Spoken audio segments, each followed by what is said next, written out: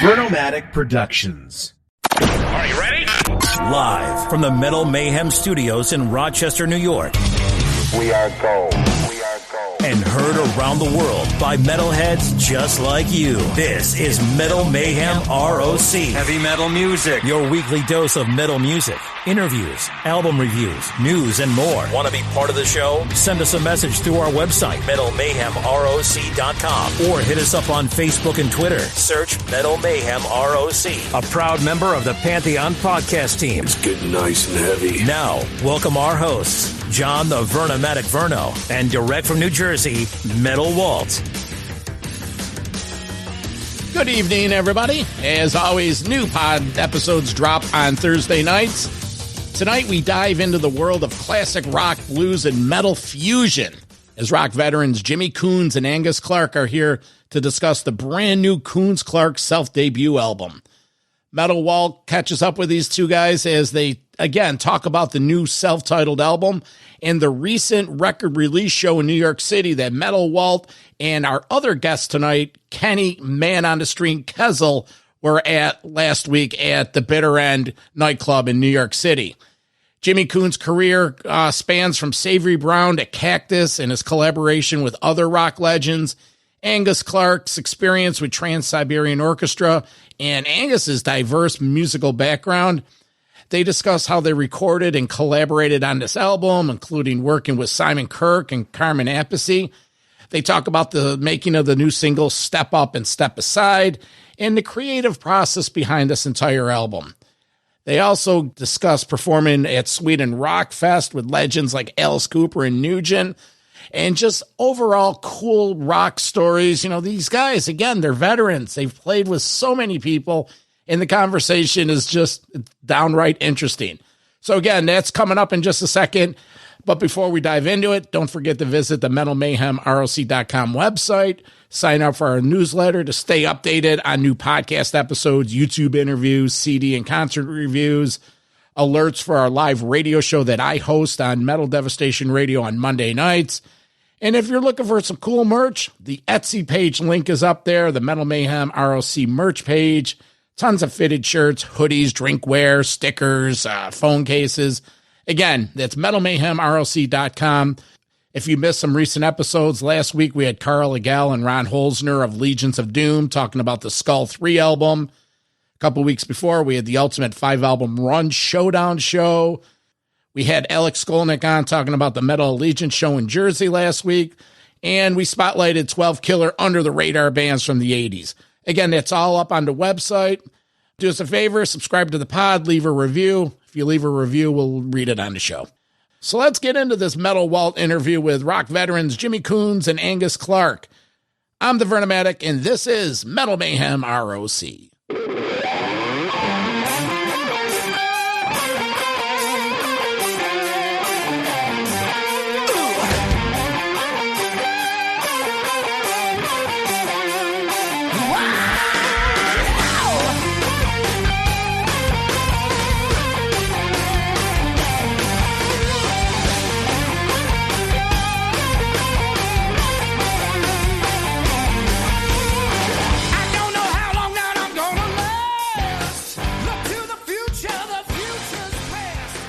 Today, we're joined by Jimmy Kunes and Angus Clark, singer and guitarist of Kunes Clark. Welcome to Metal Mayhem ROC. Thank you. Thank you. Good to be here. Yeah, and our special guest of today's show is Kenny the Man on the Street Kessel. Kenny, welcome to Metal Mayhem ROC. Thanks for having me, Walt. Great seeing that show last night with you. I'm glad you came. Absolutely, and we're going to cover off on that show later on. But, guys, seriously, congratulations on the new album. It's out now on Deko Entertainment. Really kicks ass. We're going to talk all about that album. There it is. The visual of it. Beautiful. I got my CD over here. But, you know, you guys have some history and legacy together. But what I'd like to do first is for our listeners, get to know you guys a little bit on your own. And we'll go with Jimmy first. So, Jimmy, you have a long history. You know, you fronted bands such as Cactus, Savoy Brown. You work with Kim Simmons. You have solo material. You played in sort of these free and humble pie legacy bands. And looking down your list, especially in the hard rock blues avenue, you've performed and collaborated with Simon Kirke of Bad Company, Dave Bucket Caldwell, a lot of others. So, Yeah. take us down your history. How long have you been at it as a blues rock singer? Well, I've always sung my whole life. Just getting back to my first band, it was a dual lead vocal situation with the late C.J. Snare from Firehouse, who unfortunately passed away this past year. That was in high school, and we both knew what we wanted to do, and we were doing it even back then. We were lucky in the north central Pennsylvania. We came from a town called Lock Haven. Right in between Williamsport and State College. And there was some great bands. As a matter of fact, my friend Steve Lynn was at the gig last night. He sold us all our first guitars and keyboards and stuff like that.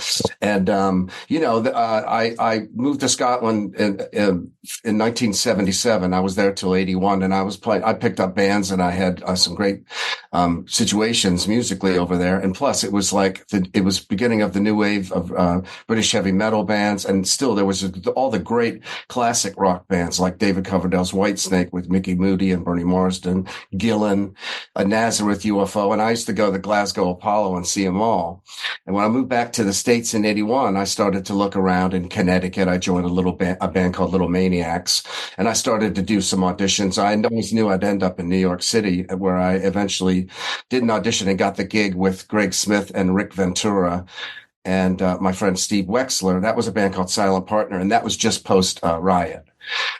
So after that, I was living in Brooklyn, working in Manhattan, going back to Brooklyn, driving out to Long Island for rehearsal every day. And I was just like, I thought there's got to be a better way. And I answered a Village Voice advert and talked to my friend Arnie Goodman. He had the premier heavy metal shop in Brooklyn called Zigzag Records, and Metallica and all those bands used to do, and Fast Eddie Clark and Motorhead, they did in stores. So there was that kind of action. And Arnie let slip, who the world class lead guitarist was Kim Simmons. I went and I got the audition, and 2 weeks later I was out on the road with Iron Butterfly, Leslie Weston Mountain, Mark Farner, my good friend Mark Clark. I wish he could have come to the show last night. He was on the list, but from Coliseum, and he was playing bass with Corky and Leslie, and us, Savoy Brown, and that lasted till about 1987, 86. I ended up firmly back moving into New York City, started to play around, do gigs. That the Cat Club was around then. There was a vibrant rock and roll scene, the Marquee, and I always wrote. I was playing guitar by that time pretty well, good rhythm guitar and acoustic guitar. So I've always been a writer. So I've never kind of suffered in the not having enough material. It's just looking around and see who I want to collaborate with. I've been very lucky with this guy, I would say. And then, after Savoy Brown, in 2006, my friend Randy Pratt, he had a studio out in the island, and he helped me record my first solo record. John Garner from Sir Lord Baltimore's on the first track, Jimmy Coons and Love Train. That is Slow Moving Vehicle.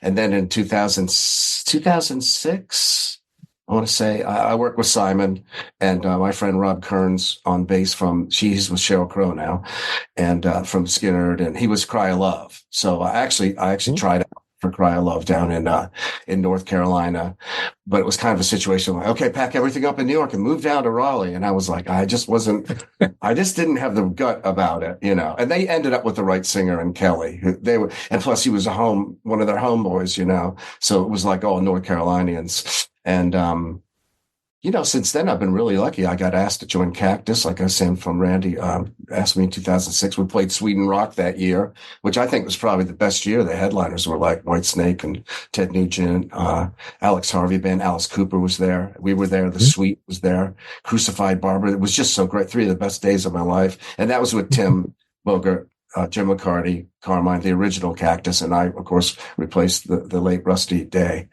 It was a good fit. It was a good fit, I think. I think a lot of people thought it was, but it felt good. Thanks, man. And I ended up doing 3 records: Cactus 5, Black Dawn, and Tightrope, which I wrote all the Really lyrics tight, and melodies Jimmy. were on those records. I interviewed you the day it came out, Thank you. and what a great album! Angus. It's just, Yeah, I wish I'd had wheels on. I wish you taught it. I really do. That was a great album, man. You should be proud of that.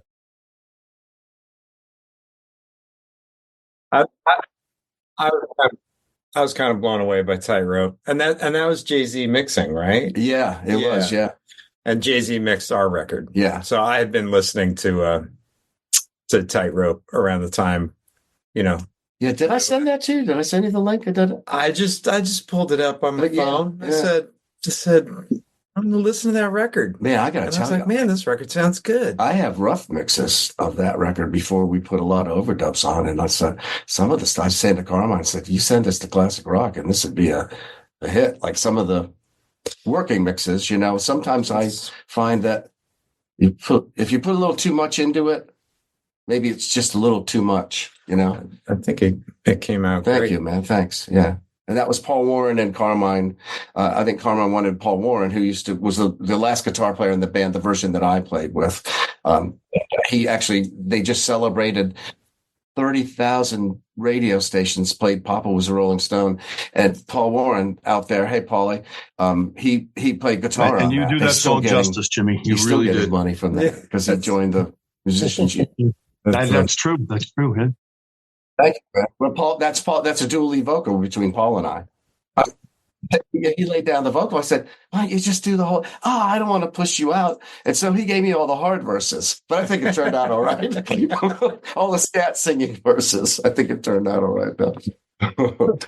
Jimmy, you also had the Jimmy Kunes congregation, and I also noticed in maybe that slipped under the radar, us being a metal show, that you did some recording again with Rick Ventura of Riot. We're very close with Rick, but also with Exciter, the Canadian new wave of British heavy metal band, and some work with Freddie Villano, who, as we know now, is in the Rod. So tell us a little bit about some of your, let's say, the stuff you did a little bit in the metal category. And also, the Engine project, like some good friends of ours came and our friends Sue and Steve I was telling you about earlier, and his wife's brother came in with a Flood the Engine shirt. I need one because I got a large. I'm not a large anymore, Jimmy. It doesn't fit me. We need to talk about printing. We need to get some Kunes Clark shirts. I need one. And the Exciter photo. No. I might have an extra large here from Steve. All right. Earmark for you. I also there's a good friend of mine, Chris Bickley. He reached out to me. He had reached out to me through the years. He plays with the Beehive Queen from Saturday Night Live band, and he does solo records and stuff too. I know him through a friend of mine from the Bonesmen, Frankie Thomas and Bonesmen, Connecticut guys. And we did a song called, and you can look it up on YouTube, This Time It's Gonna Hurt. And it almost turned out like a Steve Jones, when he played with Iggy Pop kind of single, real immediate single. And the same thing with Freddie and American Mafia, Freddie Villano and Tom Jude.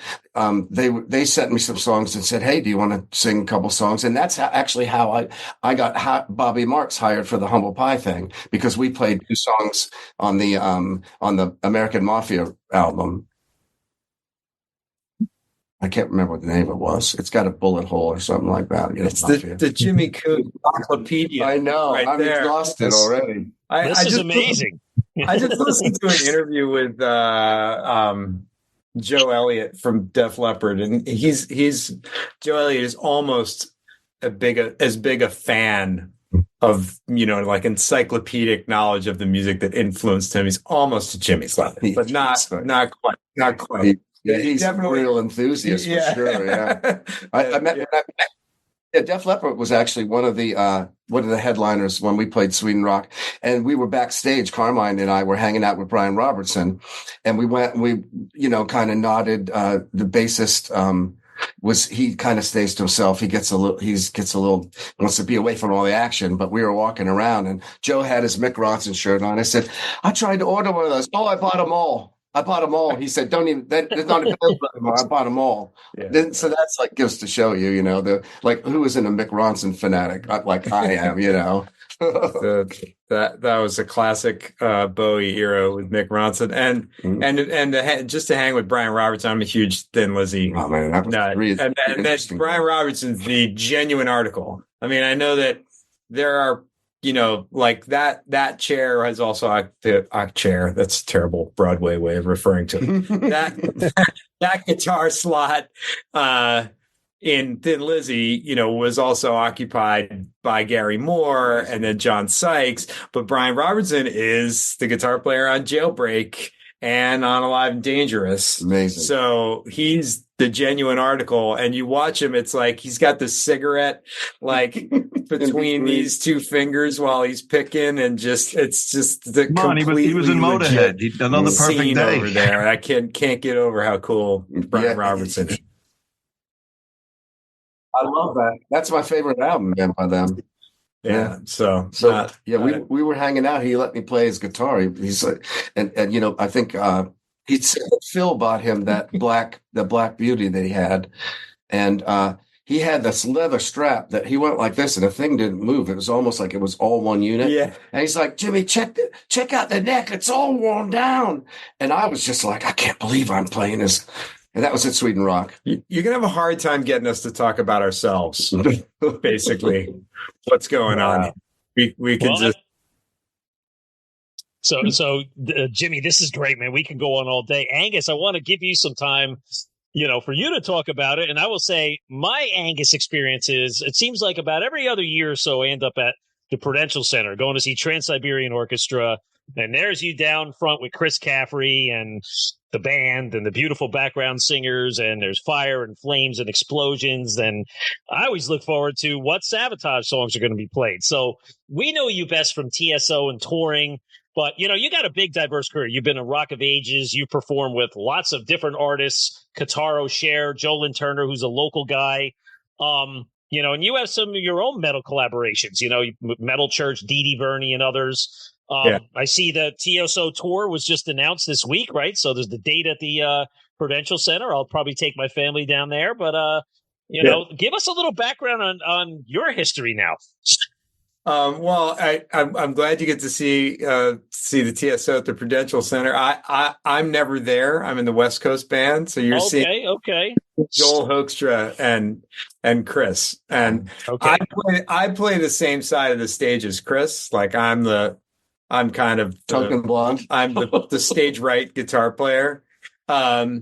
And actually, but I go by Angus Clark. My first name is Chris, and Chris Caffrey and I were our last. So we were both in school, probably both known as Chris C. And then, and we're like the exact same age. So, but I get mistaken for Joel all the time as well. Even though he's like 6 inches taller than I am. Joel is like, when we stand next to each other, you're like, I would never mistake you, but I get mistaken for him all the time. And that's part of the reason why Joel called me Joel was doing the Cher gig, and he had Whitesnake dates that conflicted, and that's how I wound up playing for Cher. So apparently from a distance, I can double in for Joel fairly well, but I can't play 8 fingers on the neck. I don't have any of like the technique, but I got my chops, but I don't have Joel's chops. Are you going to tell us next that you joined Accept? Because I don't know if he's an Accept for this tour or not, but yeah, I mean, that was part of the deal. They were like, you'll have me this year, you'll have Angus next year. No. So I mean, we go back to the start. I was in band. I grew up in New York City. So New York City, born and raised, Upper West Side, and went to Bronx Science, and been, having bands of my own ever since the early 80s. But I went to college in LA, which was like 85 to 89. So it was like full blown hair band era while I was there in LA. So I got a little bit of the taste of the Sunset Strip at that point between classes, because I was a very good student. And actually, the biggest thing going in LA when I was getting done there was Racer X with Paul Gilroy. Went on to be hell yeah. Two Ingve Malmsteens in the same band. It was like insane. So I was all into the chops thing. And then when I got out of college, I was hunting around for a couple of years for kind of the right thing. I was doing some original music. And I had this band called Naked Sun who were on Noise International, and they were signed when I joined, and they were dropped soon after.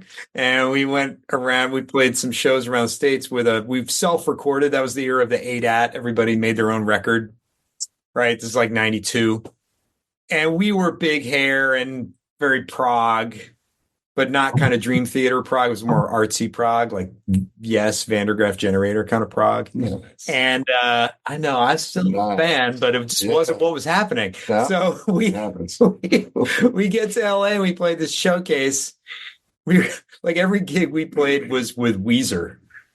It was like us and Weezer, us and like a newly signed Weezer. Like the writing was on the wall. What was going on? We were massively out of step. So I got seen by a woman who worked for this new age artist named Kitaro. It's kind of he's one of the most legendary new age artists, Japanese guy, very influenced by Tangerine Dream and that. And I got offered this gig to play with him, and the band was all fighting with each other. We didn't get another record deal, so I was like, that's it. I'm going to go make some money playing my guitar. So I started a career as a sideman. And this was the heyday of New Ages when Yanni at the Acropolis was huge, and like John Tesh at Red Rocks. And then I was Kitaro at the Marin Center. It was like, we were kind of like, Kitaro, I think, is the more heavyweight artist of those three names. He's up there with like Vangelis and those kinds of guys. Just wasn't as commercially, viable as Yanni really hit it out of the park. But it was great. I got to see the world in Japan, Jakarta, China, all over Europe, like did all this amazing touring. This is all by the time I'm 30. So I was like pretty psyched and got a lot of experience in there, played with great people. Lorenzo Ponce, who's been in Bon Jovi for years, and Sheryl Crow's band as well, and stuff like that. Great people in the band and all that. So I had this, I had a lot of footage of me playing like symphonic rock in black pants and a white shirt. And when the TSO spot opened up, I sent them that footage, and they said, well, there's a guy playing symphonic rock in a black pants and a white shirt. Get him the tux. And that was it. I was in like, but the actual connection was a referral from Megadeth, solo artist Marty Friedman, who was in Megadeth for years. Sure. Marty and I had gotten to be friends. He was a big fan of Kitaro. He would come see the Kitaro shows. So he referred me to the TSO, and that's how I wound up in that. And in the middle there, I've been doing all these songwriting projects, one of which was a few songs that I showed to Jimmy, like, hey, what could we do with these? Because a bass player who shall remain nameless in this interview failed to show up for a rehearsal, like many bass players. And they were 3 fully formed demos that were amazing. And I was just like, wow, thanks for this gift. And I think if memory serves it, maybe it was 2 sessions. We might have knocked them all out in the same day. One song, the song "Let It Begin," Angus had formed the whole sort of theme about "Let It Begin," about the opening show, which we opened the show with last night. And, and I just basically took it from there and added some nuances and stuff. And through the years, I don't want to cut you off, but through the years, I just kept calling them saying like, man, these songs are terrific. We should try and do something with these. And I thought I could get us a deal with Cleopatra. And then do you want to tell them the story with Charlie? Oh, so so Charlie Calv owns Deko Entertainment, and great guy. They're awesome label, and they've provided us all the label services in getting the record distributed and all that kind of stuff. And so amongst the many gigs that I've had, adjacent to Trans-Siberian Orchestra, like going down and doing Rock of Ages, where I was subbing for Joel. That's the first time I subbed for Joel. and then and then he, getting me on the Cher gig. So at one point we had, Dee Dee Verney from Overkill. Maybe some people don't know this. Dee Dee has a side project from Overkill called the Bronx Casket Company, and the Bronx. I'm aware of it. Okay, so the Bronx Casket Company were these like really sludgy, heavy records. It's like more. It's not the fast stuff. It's like heavy. Right. Like I like it. I mean, I love Overkill, but I really like Bronx Casket Company a lot. And so he made these records, and I guess I'm not sure. I don't want to get this wrong. I feel like it's his sister-in-law or something like that. Like he's a family connection of his works in musical theater and wrote, essentially a musical or a rock opera using the music from the Bronx Casket Company albums. And she took the book and the concept and the music and submitted it to a kind of a nonprofit that solicits, gets producers involved. And these two producers who had both worked on The Wiz, like they were like the choreographer and musical director from The Wiz, were like, we want to do this. So now there's this opportunity, and the guys from The Wiz like called musicians that they knew. So they got all these guys who are much more like R&B background, to play this stuff that's on like guitars that are tuned down to C sharp. And, we're like, all this metal stuff that only metal guys like me would know to do. Right. And like this band in there, and Dee Dee goes in and it's just like, nothing sounds right. This is awful. Like, what are you doing to my music? So he calls the TSO office, like, do you have some guys that can know how to do this stuff and can show up on time and can read music if need be? And they're like, yeah, we know a guy. His name's Angus Clark. So I went, and that's when I first met Dee Dee, was doing these previews for this Bronx Casket Company rock opera. And we got to know each other. And then he would call me occasionally. So I played on his solo record, and I played on his rockabilly record. And it's great, right? Dee Dee Verney and the Cadillac Band. We had huge fun, and so when the last round of dates, Charlie Calf, who is also the keyboard player in Angel, came in and was playing keys with Dee Dee Verney and the Cadillac Band. And he just says, I have a label. Let me know if you have anything. And that's like just 6 months before I run into Van at the Trader. Van Romain's the drummer who played on the record. I run into Van at the Trader Joe's here in Millburn. And then I was like, what are you doing? And he's like, well, I'm touring with Enrique Iglesias, but I have a few days off in October. What do you want to do? And I was just like, well, and so he literally played all the drums on the record, like between playing shows at Madison Square Garden. Yeah, that's right. Wow. Normal dome shows. We just went up to his place. I just went to his place. It's like 10 minutes from my house. We recorded everything there, and then he went and played the Guard, and then he came back and we did 2 more dates, and then he was back off on tour.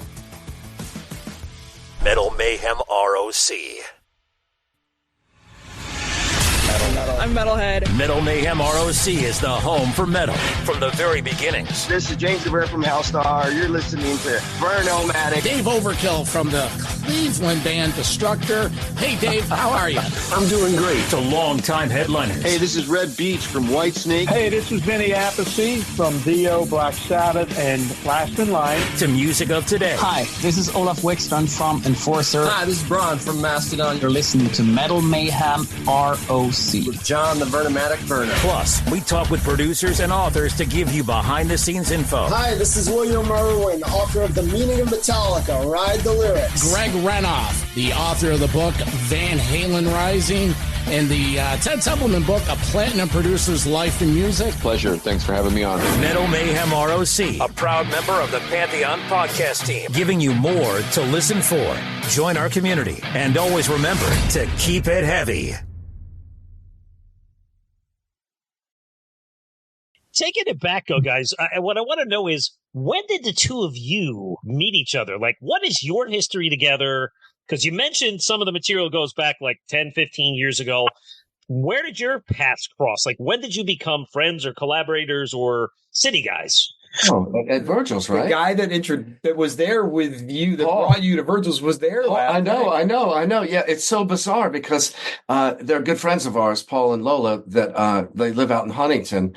And I used to be the office manager. I worked with Andy Hilfiger at Jennifer Lopez at J-Lo, her label. And that was behind the offices were behind the on 6th Avenue, behind the library. And so we would go to Virgil's Barbecue because they had a great happy hour.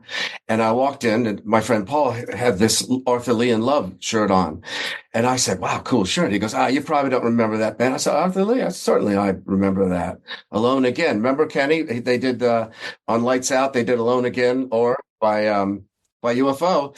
And I said, I'm Jimmy Kunes. I used to front Savoy Brown. And he said, get the F out. And I said, that's the reason why I don't tell anyone. Half the time they don't believe you. Yeah, and that's how I met Angus. Were you bartending then? Or no, you were just in there having a beer. I think so. Yeah, and like you do. Angus is a cool looking guy. How you doing? And so we struck up a friendship. And I think eventually, did you invite me? Did you introduce me to Paul McGilloway then down at Arlene's? Yeah, I did. Yeah, so this was probably that's when ZO2 used to have the residency there. Yes, this was probably like 2008 or right? 2006. Six. Okay, yeah. 2000, yeah, around the time I joined Cactus yet? No. I don't think so. No. So maybe 2004, 2005. So yeah. I used to work at Virgil's, but I wasn't working there anymore. I think I was going to a concert. You were going to a concert. That's why we both were in there and we met. And then I can't remember what the next connection was, but then there was this Arlene's Groceries, this club in the city, and they had this live band karaoke nights on Mondays, and which was just mental. It was like it was really, really popular globally with our friend Paul McGilloway. It was insane, but you were kind of dubious of it. You're like, I don't want to sing karaoke. I was a purist back then. I'm not going to sing karaoke. But when I heard the band, I was like, and after I met Paul, we were like real big Rory Gallagher fans, really big Thin Lizzy, as with Angus. And through the years, we've done gigs, all of us together. And then, and Angus and I have opened up at BB King's for Richie Kotzen, for Butch Trucks band. I mean, and we did our Deep Purple Mark III thing there. Yeah. So anyway, so that after meeting there, and getting down to Arlene's, Paul McGilloway is another amazing guitar player. Lives out on the island now. He's got that the hard British blues rock. Yep. Wired, and there were just wound up being certain occasions to play. I think we did like a whole show of UFO tunes up at American Trash. That's right. That was hilarious. We did Arlene's Grocery. What did we play? We did the purple thing. We did the entirety of Machine Head front to back. That's right. With Pemberton on bass. He was there. That's right. He was there. He was there at the show. Yeah. And then after we did Machine Head, we decided that was too mainstream. Well, I did, because I have those tendencies to be off the beaten path and feel like you want to turn people on to something. And so new. Greg Smith was around. If you don't know Greg's been the bass Ted Nugent forever, and he was in kind of the last edition of Rainbow, old good dear old of ours, and is a great singer as well as a bass player. So the idea was we would do a Deep Purple Mark III, the Coverdale Hughes tribute. So nice. Deep Purple, none of the hits. That was the idea. Right. Because why play the hits? Why don't you guys do Come Taste the Band? Getting tighter. Who doesn't want to play Getting Tighter? Well, that's the Tommy Bolin stuff. That's Tommy Bolin stuff. I was trying to get Come to Taste that. the Band. Did we do a couple Bolin tunes? We're Getting Tighter is great. I mean, they're not great tunes. They're great tunes. They just have a very selective appeal. Hey, did you know that Glenn Hughes was a little bit he had to leave and go back to England. I think they were recording at Musicland in Germany. But Tommy Bolin plays bass on Great Open. Yeah, that's Tommy Bolin because Glenn Hughes wasn't available. Somehow I read that and I was like, I never knew that.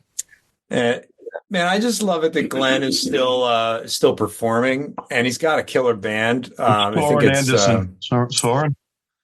Is it Sorensen still? Yeah, great, that guy's so good. Yeah, Anderson, so good.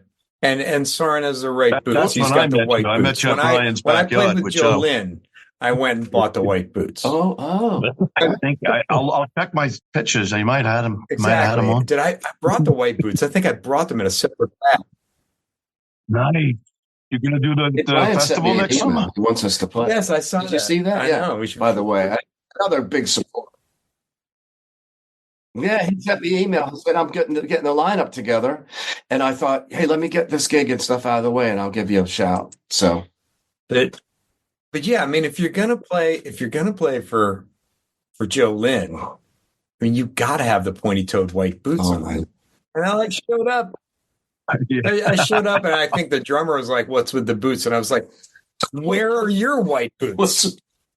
I'm playing with Joe Lynn Turner. No, Angus, is that what? Then you moved to New Jersey, and Joe moves to Eastern Europe. Like, was it the white boots? I have to say it was a true honor, pleasure, and a privilege to play with Joe. I mean, and I said this just in another interview the other day. It's like the feeling you get when you're on stage with a singer and like they open their mouth and that kind of power comes out.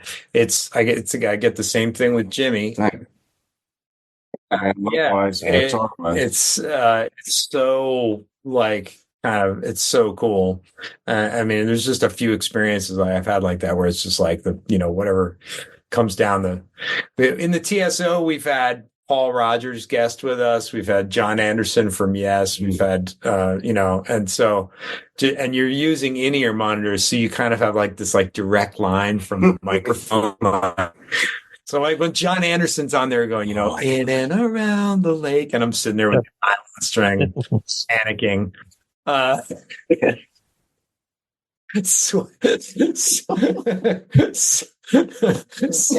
Sweaty palms and all, sitting there with the nylon string, waiting for the roundabout part. It's just super cool. So I get that thrill when we did the stuff with Jim, getting to record him. So I recorded him on those demos just in this rehearsal room on 8th Avenue in the city. And we kept those vocals. We kept those vocals for the record. We didn't re-record that. And through the years, I just thought, I might be able to top these, but the performance was there. And I think it was just the circumstance of me being so excited that Angus offered me these songs, and they were fully formed and the arrangements were there. And I was just like, this is right up my alley. And actually right here, Angus recorded me, for the 8th track on the album, Free and Homeward Bound. And I said, Angus, we need another track, 4 per side, old school vinyl. And Angus recorded my vocal right here in his studio for that track as well, which is, I don't know, it's beyond my favorite track, of one of my favorite tracks of all time, of anything that I've ever done with anyone.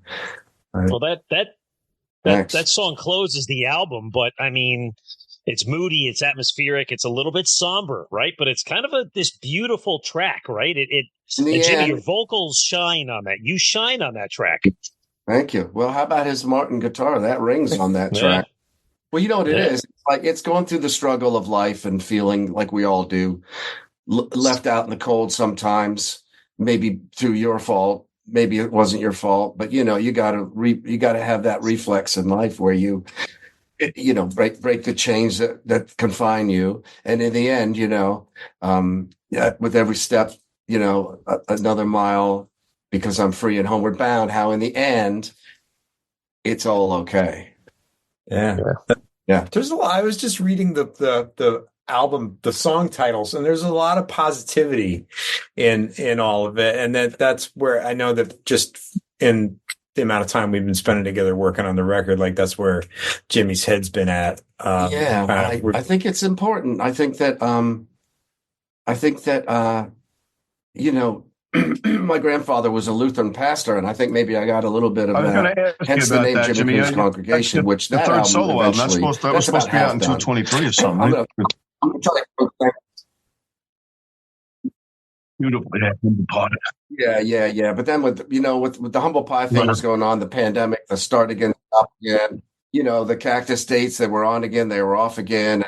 And it was just, it was the proper time for me to leave Cactus and really concentrate on things. But, I had so much material in the can before the pandemic. It's the only thing that kept me sane, really. I thought, and then I look back and I thought, how in the earth did I get all that material done?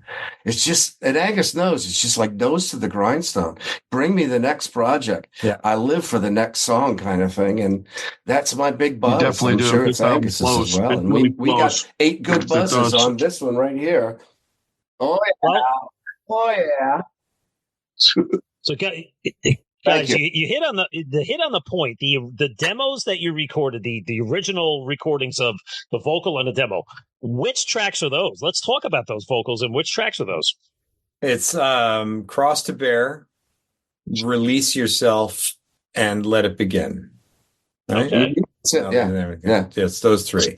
So now, that Cross to Bear, like that's that.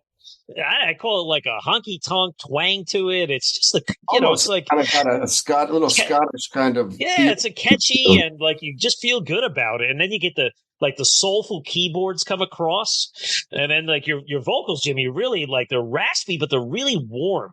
Like if that song brought me in, I really like that one. What's interesting is when I was really young, when CJ and I were young in church choir and in school choir and stuff, I mean, we were like. What would it be? Like, not contralto. Is that contralto close to soprano? Well, yeah, sure. Yeah, and I just remember, my voice is so crystalline. I was listening to people like Paul Rogers and Frankie Miller and Joe Cocker. God, there's just so many. Otis Redding. I went back because I knew that, Frankie Miller was really into Otis Redding and Sam Cooke and like just so many great, amazing singers. And I just, you were saying about that certain edge in the voice. And when I think, number one, I think it was the way that Angus recorded my vocal tracks, but I had this edge. And I found that with that being the template, that I could apply that same kind of edge to the rest of the songs on the record for the continuity. Now, our engineer, Josh, that engineers my vocals for the Cactus stuff and for a lot of my solo stuff, and that worked with Angus and I on the record. I think he sat with us. Did a great job. Jay-Z Barrel. Yeah. Yep. He was there last night. And he's at the table with us. Yeah, and he said, he goes, man, are you sure you want to replace the rhythm section? That's pretty good, And Angus had the vision, and I'll tell you what, Van came in with Winston, and they've played together, I guess, for like 30 years. It was just amazing the synchronicity, and then like Van knew Rob. And of course, I did a record with Van in 1993 called Love Junkies. It was a project, and I had never met him because they had everything in the can. Hal Cragen, that eventually went on to produce and play with Iggy Pop for many years, was the bassist, and we were talking about that after rehearsal. He said, wow, Hal Cragen. I think he still lives in France. He married a French woman. But yeah, what was I talking about? Just how we were replacing the rhythm section. So yeah, we kept the I would have done those demos in the studio using like a drum machine or loops. I was kind of just getting into computer-based recording and stuff like that. And so I would have been using loops and like some loop libraries and things like that for the drums. And I probably played the bass myself. I know I played the bass myself on Cross to Bear, and tracking the guitars just there in the room or in my back bedroom. I was living in Brooklyn at the time. And, this rehearsal room in the city was like, just barely hanging on by a thread. And like, I could only work in there if the death metal band in the next room was not rehearsing. Did you know John York? That kind of place. Did you know John York? And so just getting in the music building over there, 34th Street. That? I don't know that I did, yeah. He was the sound guy at BB King's. I used to do the camera assistant, the cameraman there. Yeah, John York worked over there. Sorry.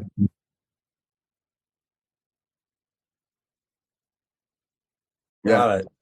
So then Release Yourself was again a bunch of drums. I actually had a drummer track it, but when we decided to go with Van and Winston, who are old friends, and recorded Van, I was just like, let's make it sound like a band. So we'll just for continuity purposes, it really did pay off. It really did. Cut it, and I can't say strongly enough what those guys brought to the project, and humor and smiles and good jokes, really, and great stories. Yeah, and if folks that are listening aren't aware, like Van has done a ton of session work, so he's probably on a lot of records you don't realize, who's playing on them. But he's been he's the main drummer. The first Steve Morse Band album was made with Rod Morgenstern on drums from Winger and the Dregs, but subsequent to that, it was Van in the Steve Morse Band, like for the rest of eternity, and then and a bunch of other awesome stuff. And he used to play, as one of the things about the Bitter End, I didn't really get into this on stage in the banter, but the Monday night jam at the Bitter End was like this legendary thing. And now it's been the last like decade or more, it's been this guy Osnoy, and it's like kind of very fusion based. But at the time I kind of started going there, it was a guy named Gordon Gaines, who I think was also the bar manager. So he was like the bar manager. He would be icing down the drinks behind the bar, and then he would go pull his amp out of the back of the club, put it on the stage. Then Van would show up, and his wife played bass, and they would do this power trio, crazy, guitar bonanza where Gordon sang and played.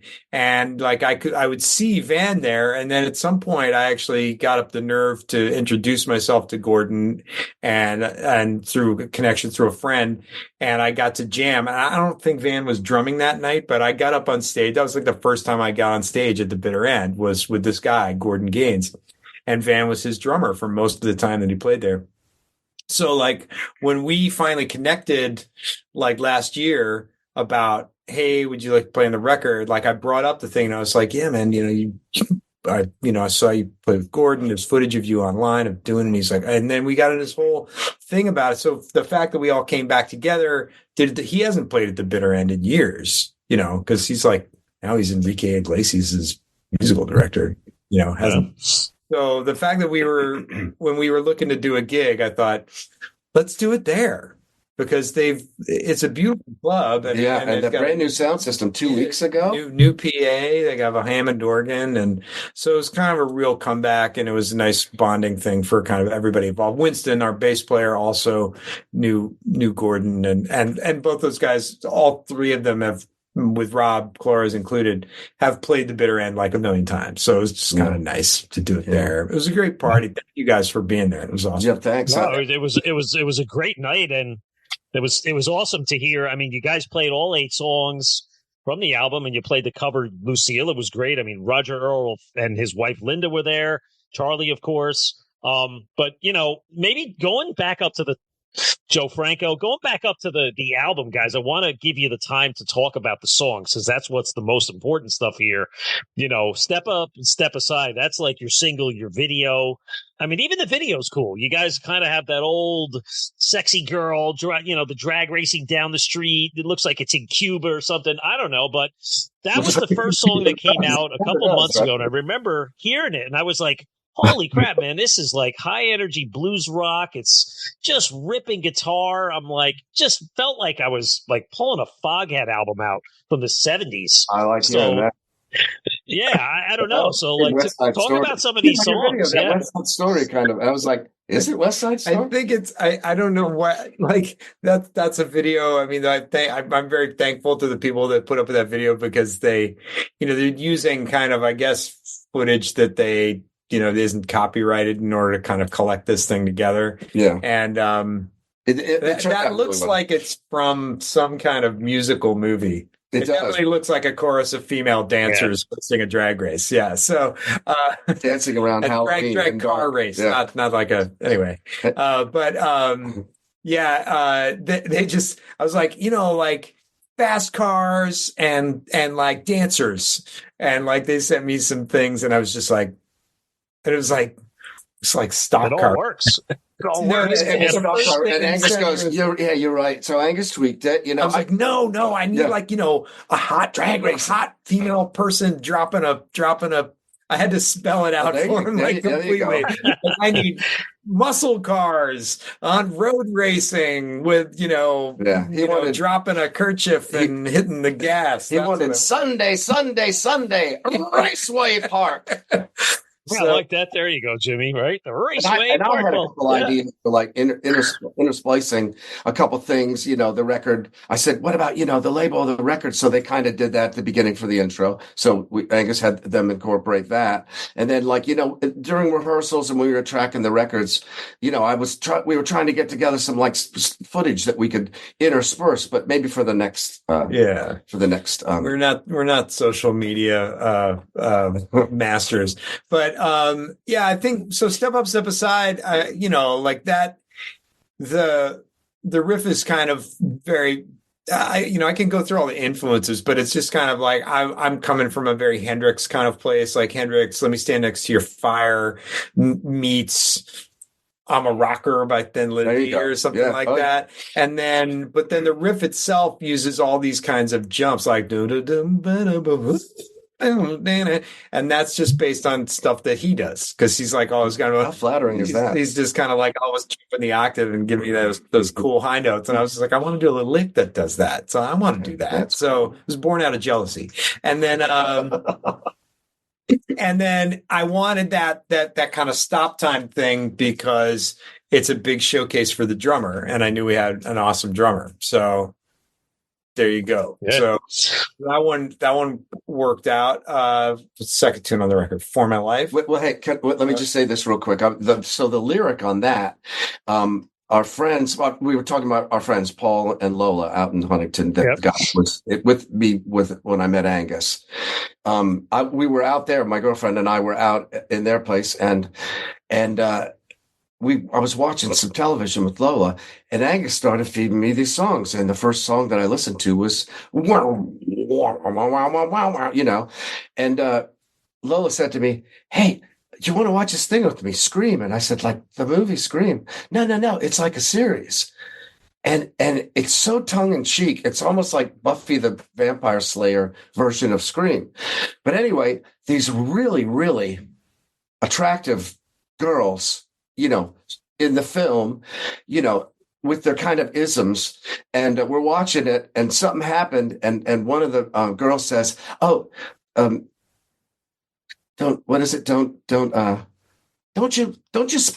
spiral out on me." And I thought, I'll have that. Yeah. And so that was the beginning of the lyrics with Lola sitting right there. And last night she said she got her copy of the record, and their name is on a special. Thanks there, if you could see it. It's on there. Yeah. And she just noticed today, and she sent us a very, very nice message. Everyone had such a good time last night, as did we. And so Jimmy writes he writes kind of like, if the song needs 16 lines of lyrics, like Jimmy comes up with like 64 of couplets and maybe this, maybe that, and kind of imagery related to this and related to that. And then I start rolling the track, and Jimmy starts spitting verses essentially. Yeah. And whittling it down. And somewhere in there, he said, "Step up, baby," or "Step aside." Yeah, 1 foot forward, three steps back, or something like that. And we just refined. And somehow we wound up on "Step up." Step up or step aside, and then once you've got that, you kind of work backwards out of the 64 lines that he's got and figure out which ones kind of compose a narrative that supports. So somewhere in there's just the right word and there's just the right phrase, or you make a combination, and again, like what Angus said, and again, also Angus is really good sounding board for me, because I could say, "Does that sound right?" Or, I've got this other thing, and he got a good instinct. And in the studio, and as well, he was reminding me of things that I did when we cut the demos. Oh, that's right, I forgot about that. So we'd incorporate that. It's all about the teamwork. Yeah, it's really fun working together on it, because, if that would have been like a vocal session where I'm kind of functioning as a producer, co-writer, Jimmy's bringing, all this magic to it, and it's just about facilitating that and kind of like, hey, what can we do to just make sure that we're catching, because it's all there. You just have to get it into the song in a way that makes sense. And so it's kind of neat the way that the bouncing off each other works. Oh, absolutely! It's just so like enriching when you find a partner like Angus. For me, you very like-minded, very even-keeled. Looking on the bright side of life and poking fun of all the other malarkey, and just like Angus, I'm sure he's got a notebook for riffs and stuff like that. I know he's a huge Tony Iommi fanatic, but who isn't? But you kind of chronicle these things down, and I'm always like I said, oh, step up, don't spiral out on me. I'll see a road sign, I'll be like, oh, have that, and you just collect. David Bowie did that. And you collect, and sometimes you just throw it all together and mix it up a bit. You go, that's a little bit more effective, maybe not more directive, but more reflective of what and double entendre plays a big part of the way that I write, because I'm such a huge Ian Gillan fan, and he's a great storyteller. He said he had a hard time singing Aussie lyrics and songs because Ian Gillan tends to, it's like every one of his songs is like a short story. And I had a reading teacher, Mrs. Walker, when I was in third grade. And if I got anything of anybody in school, any teacher, and it was, you got to read. That's where you get your ideas from. And I thought that always stuck with me. Yeah. That always stuck. There's reading and walking in the park. I like sometimes if I'm working on lyrics or something. So we move on to For My Life. Mm-hmm. That one had a totally different riff. That was, oh, that's right. Yeah. Which I was like in love with. Yeah. So it was funny. Like the riff was kind of like, it was more like a Jethro Tull kind of thing, like that cry song. Yeah, I like that part. That's cool. Right. It sticks with you. Like that. And, but it had like that, and something about that rhythm made Jimmy go, clinging on for my life, kind of along with it. Yeah. And I hadn't really thought of that riff as being something that the vocal line would actually go along to. And so once Jimmy had that clinging on for my life, I was like, that was much of a heavier concept than the da-da-da, da-da-da, like the da-da-da, da-da-da sounds light to me. I was like, it sounds light compared to clinging on for my life. You're absolutely right on that, Paul. And so then I rewrote the riff with the same rhythm just to make it sound. So that's what just yeah. And like after I had been here and you could hear what I was singing, then he adapted what he would, which is what you do. It's kind of like a process, you're like weaving it in together. And that came to me walking in the park or walking the dog or something, because it was like, then I wanted that sound effect. So it was like, and so that was, again, like I just. It could almost be like a Zach Wilde, Aussie kind of. Very much. Yeah. So I just kind of completely rewrote that. And then the second section in that song has a little more of like an Aerosmith swagger. Yeah, and I actually, what I found was, I worked with Steven Tyler. The next fashion gig that I had with Andy Hilfiger was Andrew Charles Hilfiger, but he couldn't use Hilfiger name because of Tommy, because of copyright purposes and trademarks and stuff. And we launched a rock and roll clothing, scarves and rock and roll jeans and stuff like that. And we had we rented out we had a pop-up shop next to CBGB's, which is John Varvatos. We had the gallery called Riff Shop. We had a stage set up, and we do like jams and stuff like that's where I met James Rotondi. We hired him for the Humble Pie thing. He was doing a Mark Bolan and David Bowie show, and I said to Corinne, my girlfriend, I said, this guy's terrific. I want to work with this guy. And just like Bobby Marks, when we were looking for a band, Bucket let me pick the band stateside, and he came over and we worked at the band and stuff. But Oh yeah, and so Steven Tyler and Chelsea Tyler were the face of the brand. We did a big launch at Macy's, and we did a big party downstairs because there was a full stage in the gallery. I don't know if you remember way back then, a big leaky floor, damp floor sort of thing. But when we were doing that song, like a dot straight between the eyes, I really had Steven Tyler in mind.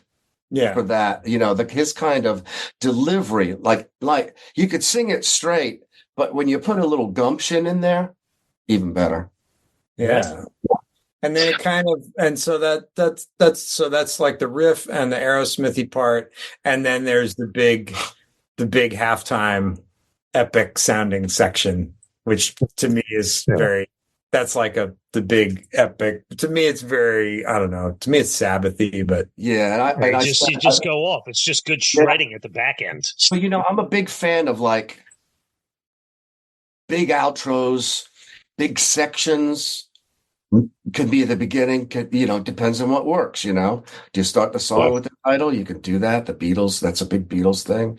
Paperback Writer and all that kind of stuff. But I sent Angus. I was like, we were both trying to. I said, like, I can get a guy to play Mellotron on this. And I remembered I had this keyboard at home. I could put Mellotron. So I sent that to Angus, and he whipped the Mellotron section on there. And then, when it came time for keyboards, Angus got Rob Flores, amazing keyboard player, to add the Hammond to that. Yeah. And everyone chipped in with the backing vocals, and we did the keyboard outro for that. But like, that is like that section. Oh, I'd been listening to a lot of 10cc at the time. So like, it's like you're a product of what you listen to. It's like your older brother that had the record collection. I was really lucky. That's like my that favorite too, track so. on the album. Kenny, I know it's a heavier blues track, and it's probably the heaviest yourself? track on the album, but that is my favorite track on the album besides the closer. Yeah. But what a job they did on that one. Jimmy's voice is great on it, but just, like even on For My Life, he throws that little in the chorus. It's Jimmy Kunes. I mean, he could sing the phone book. He could sing the phone book to me. But my favorite song is For Release Yourself. You have a lot of power on that one, and Angus, you do it a lot of justice. You bring it. That's where your metal comes out a little bit on this blues album. This whole album flows. It's like a 70s, like they said, like a Foghat album. It's a great album, start to finish, man. You should be proud of this, guys. I appreciate it. Thank you very much. The Release Yourself. I put my notes in there that the back end, it feels like an arena rock passage. Like, it's like it's just an arena rock passage. Like, just pick any band from the early '80s and they go off, and you hear like a little jam, 45 seconds of the shredding. Like Angus said at the beginning, there's a little bit of Hendrix through this whole album. There really is. He does a great job with it. Wow. Yes. There you go. Take Drift. Well, Drift to me is like, it sounds, you guys sound, the tone of the guitar to open, and then Jimmy, your vocal comes in, and I'm like, oh my God, like first 30 seconds, I'm like, am I sitting here at, around a corner on frickin' 9th Street at Electric Lady Studios here? This is like, whoa, man. Thanks very much. That's that linear edge that I was talking about, that I kind of like subconsciously matched from the three demos. Yeah. That riff for Drift is something that's like, I've gone through. Henry's one of my first guitar heroes, and like justice, Angus, you really do. You're doing justice on this song. Yes, and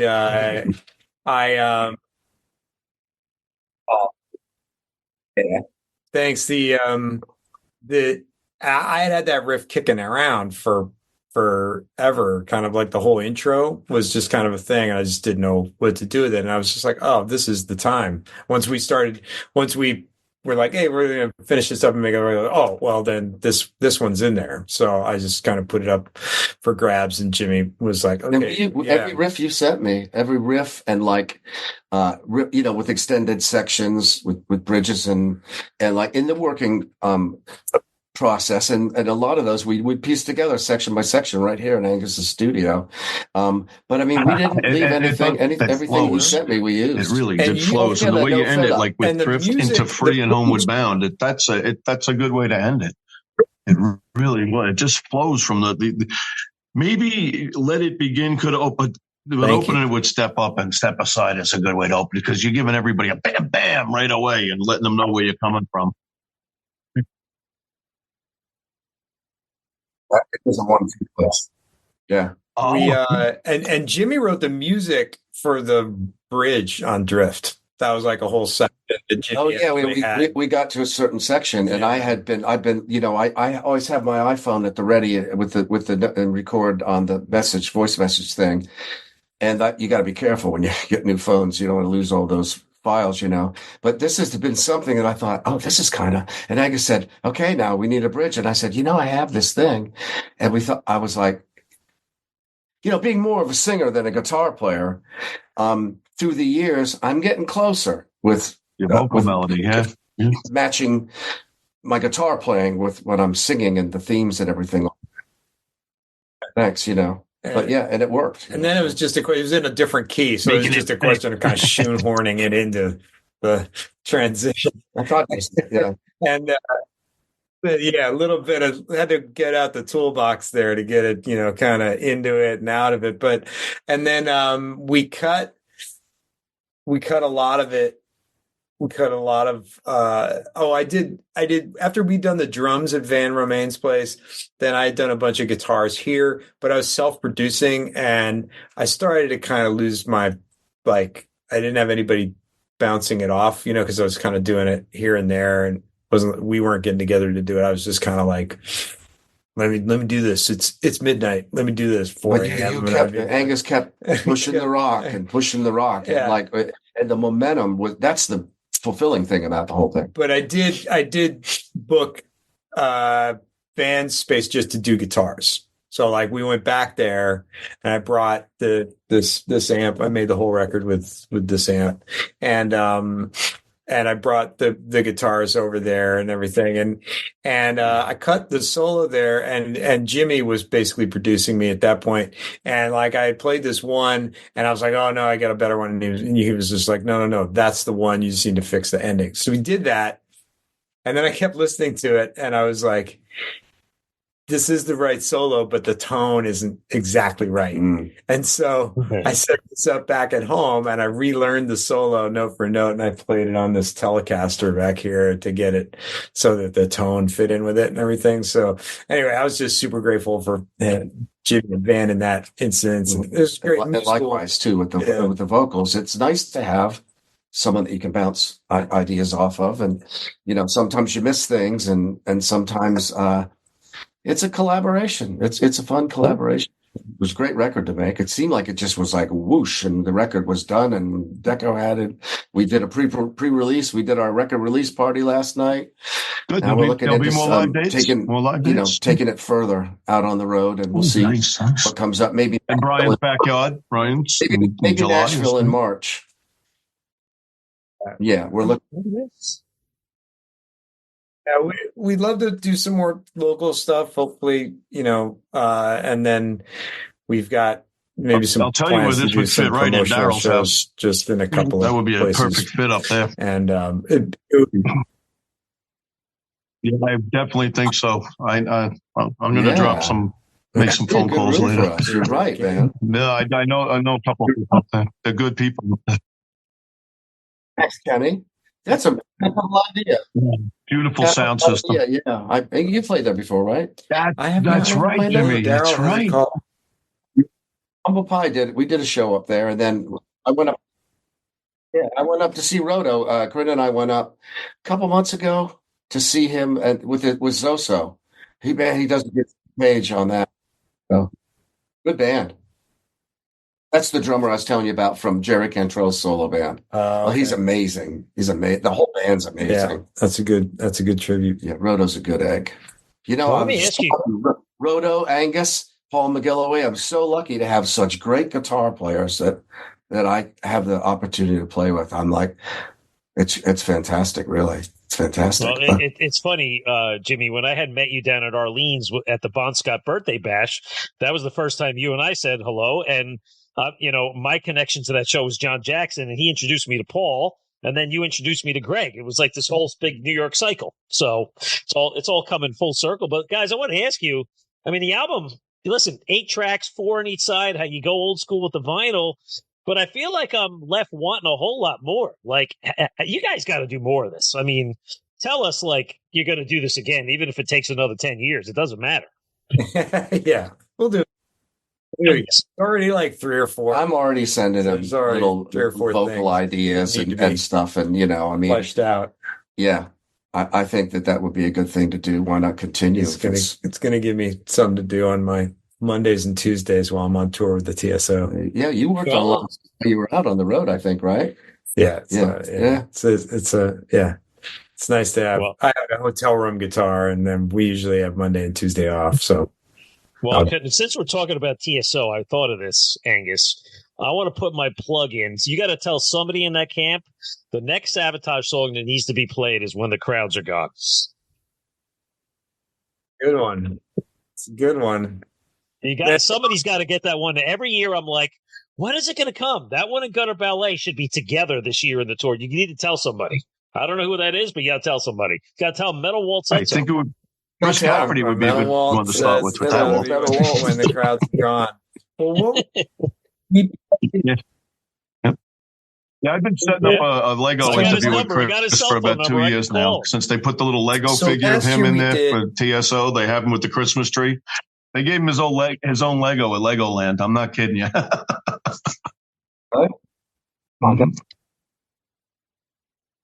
When you're a Lego. That's amazing. That's so you know you've hit the big time. That's good. You're a Lego. Yeah. Okay. I mean, I love that song, When the Crowds Are Gone. That I have no idea. We'll see. I know. I'm just saying.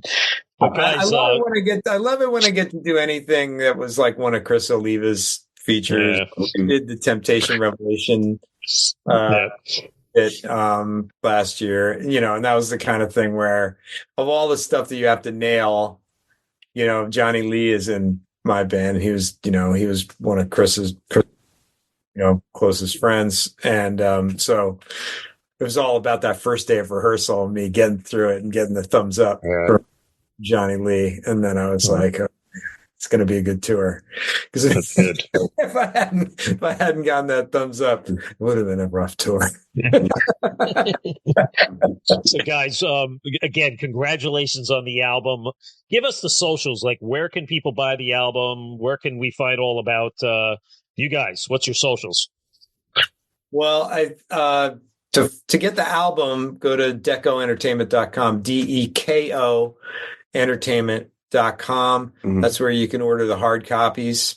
And they've also got these flats. That's the LP size one that kind of will, if you want the signed version, we've signed these flats that ship along with the LP, and the same with the CDs. There's a smaller flat that has a signature on it, and so that's where to get the hard copies. It's streaming on Apple Music, Spotify, and Amazon, and wherever else. Yeah, all the stuff.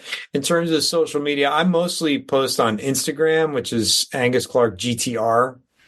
So that's my handle everywhere. I mean, I post on Instagram and I cross post to Facebook, and then I go over to Facebook like twice a week and see who's and interact with folks, and it's fun. It's great community in both places. I also have a YouTube channel. It's the same thing, Angus Clark GTR. So that's my stuff. Jimmy, you're mostly Facebook? Mostly Facebook, but I do have a site up there, Jimmy Kunes Official, jimmykunes.com, which kind of serves as the congregation site. And I always put up announcements of what we're doing. That'll be on there. And that's always a work in progress, but it's looking pretty good. So go check that out. Maybe we'll do a Kunes Clark Band website. I don't know. Yeah. I'll talk to Charlie. See what's happening. Well, listen, we're all Jersey guys, and Kenny's not far away. You guys start writing. You give me a call. You need somebody to like intercede and say, Walt, how do you feel about this? I'm right here in East Hanover.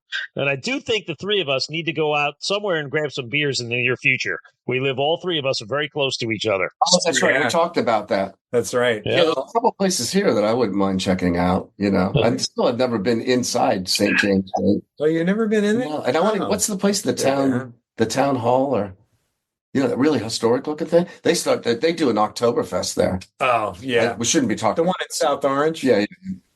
So you got Tierney's in Montclair. I mean, it's been there for 150 years. We'll just meet there for some beers. And you can sit out back at Egan's, which if you want a proper bar, I'm sorry. If you want a proper bar experience in our area, we have to go to Vauxhall area of Union and go to the Liberty Tavern.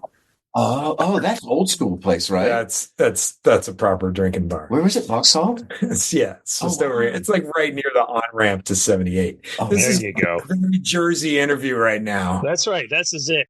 Hey, how lucky we have such grand pubs, Let's go up to Hanover. We'll go to the roller rink. We'll do a couple laps. I'll have my son work there and put the Kunes Clark album on, and instead of the pop music on a Friday evening for the teenagers. Sound good, guys?